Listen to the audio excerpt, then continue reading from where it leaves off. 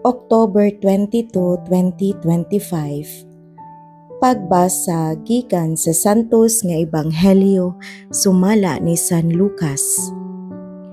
Si Jesus miingon sa iyang mga tinun-an, "Timan-i kini, kung nahibalo pa ang tagbalay kanus amo abot ang kawatan, dili gayud siya mutugot nga lungkabon sa kawatan ang iyang balay.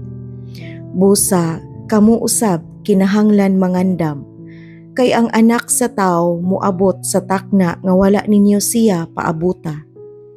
Unya miingon si Pedro, "Ginoo, nagsugilon ka ba ni ining sambingaya alang kanamo lamang o gitumong bubak kini alang sa tanan?"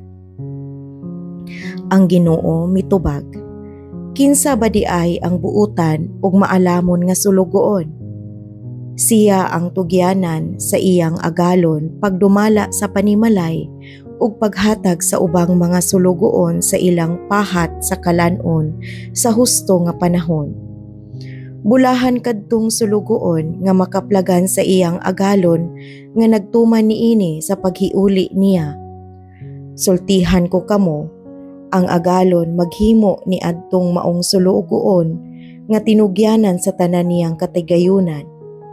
Apan kun kadtong maong sulugoon muingon sa iyang kaugalingon, dugay pa moabot ang akong agalon, ug unya musugod siya pagpamunal sa kauban niyang mga sulugoon nga lalaki ug babaye, ug magpalabig kaon ug inom, ug maghubog-hubog, ug unya mahibalik ang agalon usa ni ana kaadlaw nga ang sulugoon wala magpaabot kaniya.